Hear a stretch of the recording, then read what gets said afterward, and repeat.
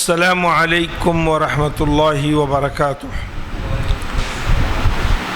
الحمد للہ رب العالمین والصلاة والسلام علی سید الانبیاء والمرسلین وعلی آلہ واصحابہ اجمعین ومن تبعہ بإحسان الی یوم الدین۔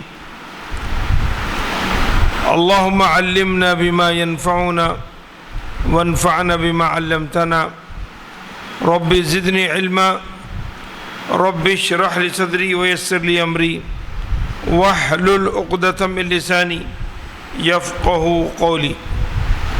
برادران اسلام، معزز حاضرین کرام، میں آپ کے سامنے رسول کریم صلی اللہ علیہ وسلم کے معاملات و تعلقات غیر مسلموں کے ساتھ کس طرح سے ہوا کرتے تھے اس پر میں اظہار خیال کرنا چاہوں گا۔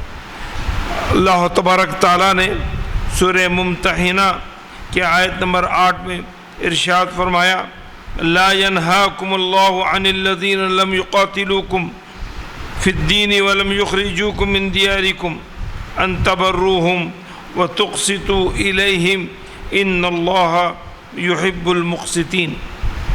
اس آیت میں اللہ تبارک تعالیٰ نے یہ بتایا گیا ہے کہ سارے کافرین جنگ کی حالت میں نہیں ہوتے ہیں، وہ دشمن نہیں ہیں، بلکہ وہ لوگ جو آپ کو یعنی مسلمانوں کو تکلیف نہ دیں، ان کے ساتھ جھگڑا نہ کریں، قتال نہ کریں، اور انہوں نے مسلمانوں کو ان کے گھروں سے بے گھر نہ کیا ہو، تو ایسے لوگوں کے ساتھ معاملات میں حسن سلوک روا رکھا جائے۔ یہ قرآن کا حکم ہے، اور ان کے معاملات میں انصاف سے کام لیا جائے، عدل سے کام لیا جائے۔ اللہ تبارک تعالیٰ انصاف کرنے والوں کو، عدل کرنے والوں کو پسند کرتا ہے۔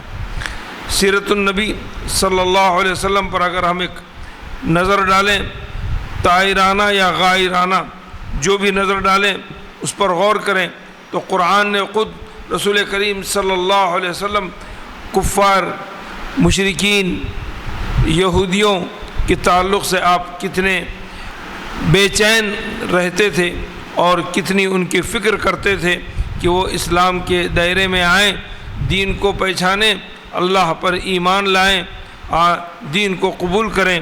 قرآن نے کہا، سورہ کہف میں بتایا گیا ہے، فَلَعَلَّكَ بَاخِعٌ نَفْسَكَ عَلَىٰ آثَارِهِمْ ان لم یؤمنوا بهذا الحدیث اسفا، کہ دعوتی میدان میں آپ ان کے پیچھے ایسے فکر مند ہیں اور ایسے لگے ہوئے ہیں گویا کہ آپ نے اپنی جان کی پرواہ نہیں کی، ان کے پیچھے آپ اپنی جان کو ہلاک کر رہے ہیں، اپنی جان کی فکر نہیں کر رہے ہیں۔ فَلَعَلَّكَ بَاخِعٌ نَفْسَكَ، کیا ایسا لگتا ہے کہ آپ ان کے پیچھے ان کی ہدایت کی کوشش میں اتنے زیادہ منہمک ہیں کہ آپ کو اپنی جان کا، اپنی صحت کا، اپنی زندگی کا خیال نہیں ہے، یہاں تک آپ غیر مسلموں کے تعلق سے فکر مند تھے، جس کی تفصیل سورہ کہف میں بتائی گئی ہے۔ فَلَعَلَّكَ بَاخِعٌ نَفْسَكَ عَلَىٰ آثَارِهِمْ، ان کے پیچھے لگے ہوئے ہیں، اس طریقے سے آپ کی کوشش ہے۔ اللہ تبارک تعالیٰ نے رسول کریم صلی اللہ علیہ وسلم کو کفار کے تعلق سے، جب آپ اس دنیا میں اس دین لے کر آئے تو اس وقت آپ کے اطراف میں سارے کفار ہی تھے، کوئی بھی آپ کے دین لانے کے لیے تیار نہیں تھے سوائے آپ کے خاندان کے افراد اور حضرت ابو بکر رضی اللہ تعالی عنہ اور منتخب افراد۔ کئی سالوں تک ان کی تعداد بڑی محدود تھی۔ رسول کریم صلی اللہ علیہ وسلم نے اپنے خاندان والوں کی فکر کی۔ قرآن نے کہا، یا ایھا الذین آمنوا قوا انفسکم واہلیکم نارا، پہلے اپنے آپ کو بچاؤ پھر گھر والوں کو بچاؤ۔ اہل قرآن کے اندر مختلف معنوں میں آیا ہے۔ اہل سے مراد ایک پہلا معنی تو اس کا گھر والے، بیوی، بچے ہیں، دوسرا اہل کا معنی اپنے رشتہ دار ہیں، تیسرا اہل کا معنی اپنی بستی والے ہیں۔ تو یہاں رسول کریم صلی اللہ علیہ وسلم نے اپنے خاندان قریش کے تمام لوگوں کو جمع کیا اور آپ نے دعوت دی اور اپنی دعوت کا مقصد بھی بتایا کہ میں اللہ کا رسول ہوں، نبی بنا کر بھیجا گیا ہوں، اور تم لوگ اللہ کی ذات پر ایمان لاؤ، شرک نہ کرو۔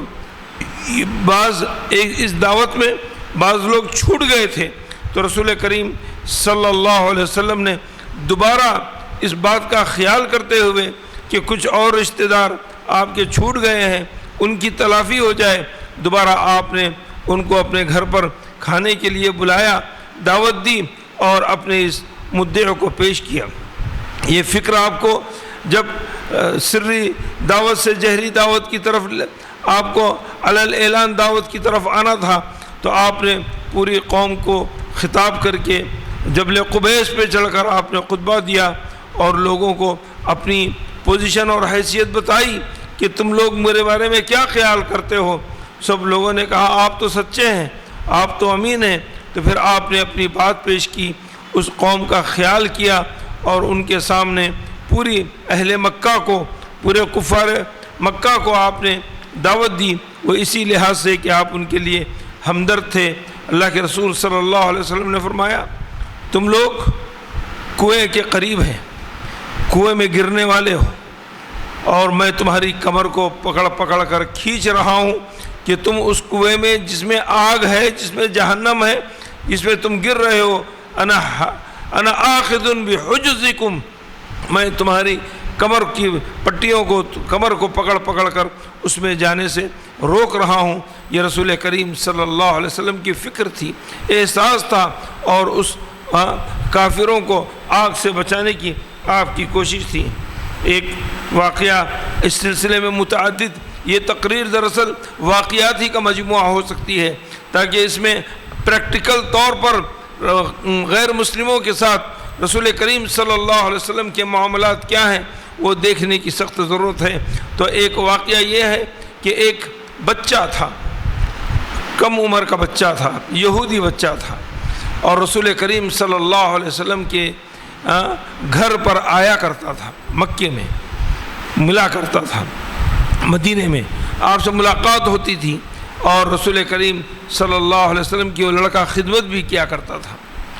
کچھ دنوں سے وہ آنا بند کر دیا، نہیں آ رہا تھا، تو رسول کریم صلی اللہ علیہ وسلم نے اس کے بارے میں دریافت کیا تو معلوم ہوا بچہ بیمار ہے۔ تو آپ اس کی عیادت کے لیے گھر چلے گئے تو دیکھا کہ بچے کی صحت بہت زیادہ متاثر ہے، بہت خراب ہے، بلکہ ایسے لگ رہا تھا کہ اس کی زندگی ختم ہونے جا رہی ہے۔ تو رسول کریم صلی اللہ علیہ وسلم نے اس بچے سے کہا کہ تم ایمان لے آؤ۔ رسول کریم صلی اللہ علیہ وسلم نے جب اس بچے سے یہ کہا ایمان لے آؤ، تو اس بچے نے اپنے باپ کی طرف دیکھا جو یہودی تھا، اور وہ اپنے باپ سے اجازت لے رہا تھا کہ رسول کریم صلی اللہ علیہ وسلم جس دعوت کو پیش کر رہے ہیں کیا میں اس کو قبول کروں؟ تو اس یہودی شخص نے اپنے بچے سے کہا اطع ابا القاسم، تم ابو قاسم کی بات مان لو۔ ابو القاسم یعنی رسول کریم صلی اللہ علیہ وسلم کی کنیت ابو القاسم تھی، کیونکہ آپ کے بڑے فرزند کا رضی اللہ عنہ کا نام ابو القاسم تھا، تو اس نسبت سے انہوں نے کہا کہ تم ابو القاسم کی بات کو مان لو۔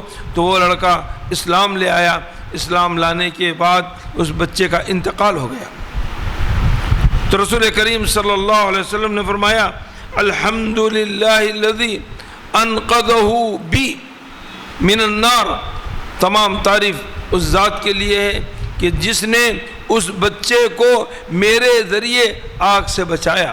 تو آپ فکر مند تھے کہ وہ بچہ جو آپ کی خدمت کیا کرتا تھا، جو روز آپ کے پاس آیا جایا کرتا تھا اکثر، تو آپ نے اس کی آخرت کی فکر کی، اور مرتے وقت بھی آپ نے یہ نہیں سوچا کہ اس کے گھر والے کیا بولیں گے، ایسے وقت ایسے معاملات کیسے پیش کیے جا سکتے ہیں۔ تو ہمیں بھی چاہیے کہ ہمارے اگر خاندانوں میں کوئی مشرک ہو، کوئی بدعقیدہ ہو، تو ان کو عقیدے کی تلقین کی جائے، ان کو نصیحت کی جائے، ان کو اس طریقے کی باتوں کی طرف توجہ دلائی جائے کہ ان کا عقیدہ صحیح ہو، موت تاکہ اسلام پر ہو، اور اگر اسلام پر موت نہیں ہوگی تو وہ موت بہت ہی بدترین موت ہوگی۔ رسول کریم صلی اللہ علیہ وسلم کے پاس یہودیوں کی ایک جماعت آئی۔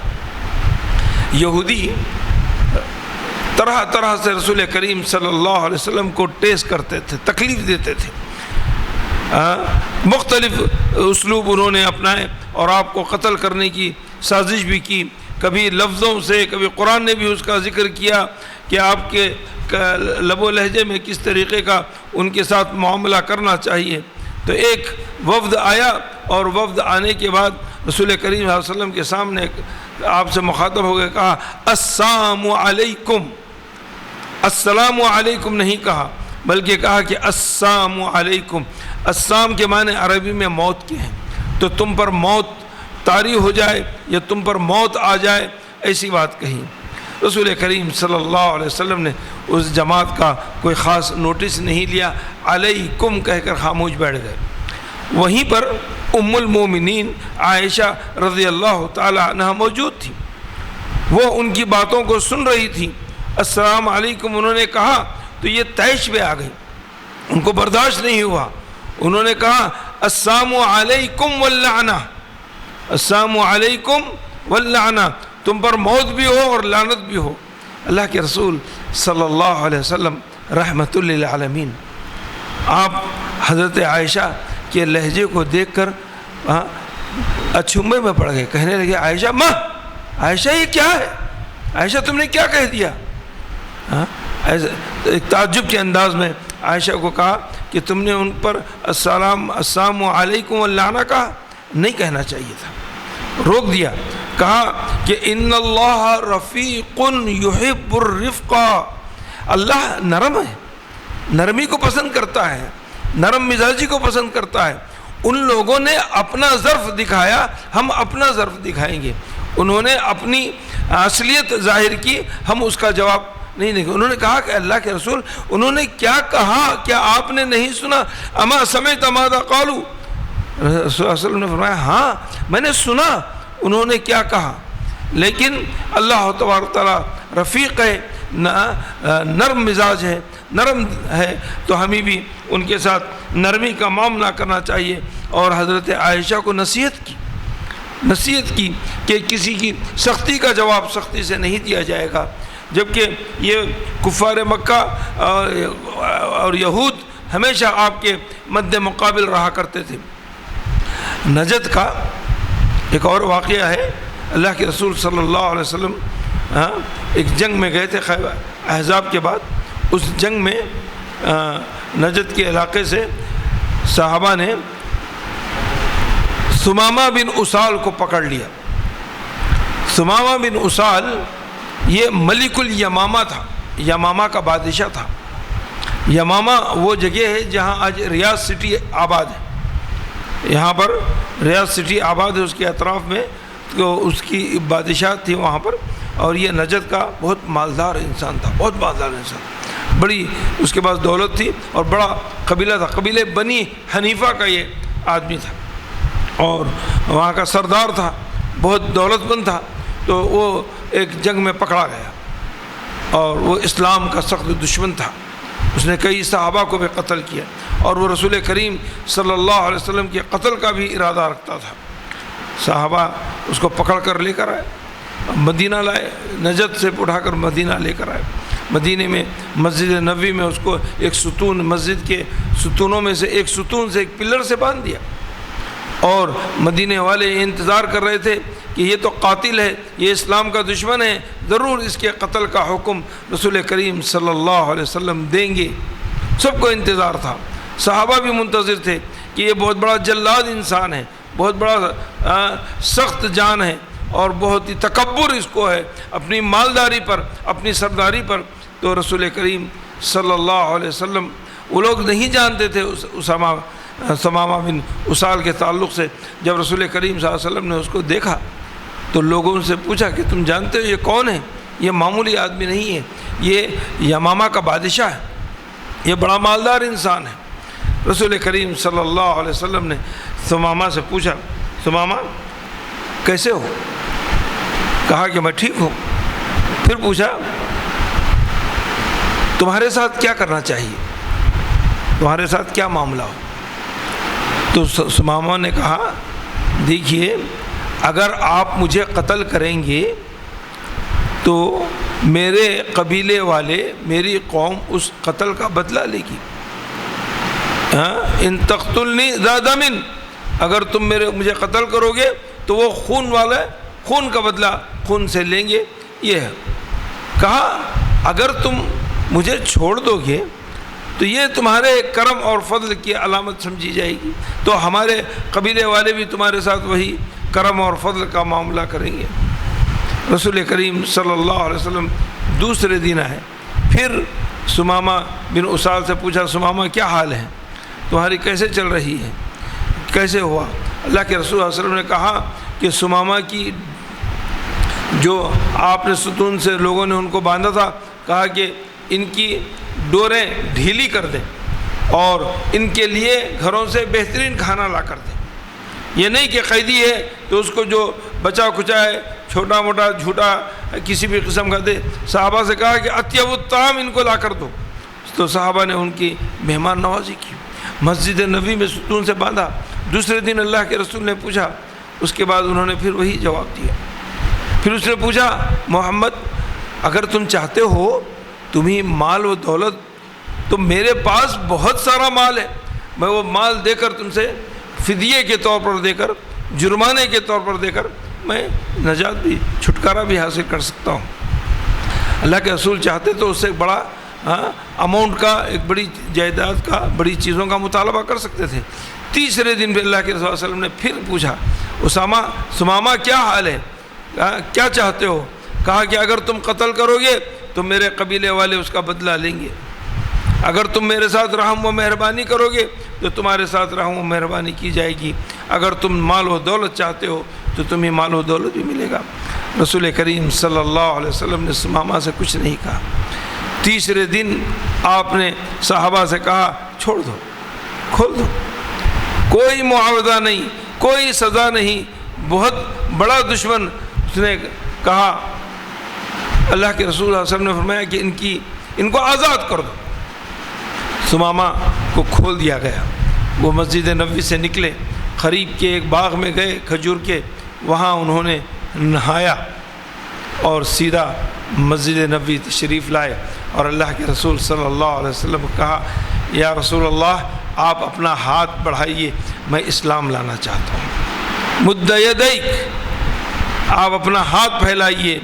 اس زمین پر میری نظر میں آپ سے زیادہ ناپسندیدہ کوئی شخص نہیں تھا، اور اب آپ سے زیادہ پیارا میری نظر میں کوئی شخص نہیں ہے. آپ ہاتھ پھیلائیے، میں اسلام لاتا ہوں. رسول کریم صلی اللہ علیہ وسلم کے اخلاق حسنہ، مکارم اخلاق، رویہ، مزاج شناسی، مروت، رحمت، ان کے ساتھ معاملات، اور 3 دن تک مسجد نبوی میں وہ رہے. صحابہ کے ساتھ ان کا آنا جانا، اٹھنا بیٹھنا، گفت و شنید، معاملات دیکھے. اور اس کے بعد سمامہ بن اسال نے کہا کہ اس سے بہتر دین نہیں ہو سکتا، اس سے بہتر نبی نہیں ہو سکتا، اس سے بہتر وقت نہیں ہو سکتا. وہ فوراً اسلام لا لیے. اور رسول کریم صلی اللہ علیہ وسلم سے اسلام لانے کے بعد کہا، یا رسول اللہ آپ مجھے اجازت دیجئے کہ میں عمرہ کروں. آپ مجھے عمرے کی اجازت دیجئے کہ عمرہ کرو، اس کے بعد میں اسلام لے آیا ہوں، عمرہ کر کے میں اپنے گھر جاؤں گا. رسول کریم صلی اللہ علیہ وسلم نے انہیں عمرے کے لیے اجازت دے دی. وہ عمرے کے لیے گئے. جانے کے بعد مکے کے شروع میں ہی مدخل میں، انٹرنس میں کھڑے رہ کر انہوں نے لبیک اللہم لبیک لبیک لا شریک لک لبیک ان الحمد والنعمت لک والملک لک لا شریک لک انہوں نے کہا. تو اس کے جواب میں انہوں نے کفار مکہ جمع ہو گئے. اور اس کے بعد ان لوگوں نے آپ سے لڑائی کا ارادہ کیا، تلواریں کھینچ لیں اور ان کو عمرے سے روکنے کے لیے کہا. تو انہوں نے کہا کہ تم جانتے ہو میں کون ہوں؟ میں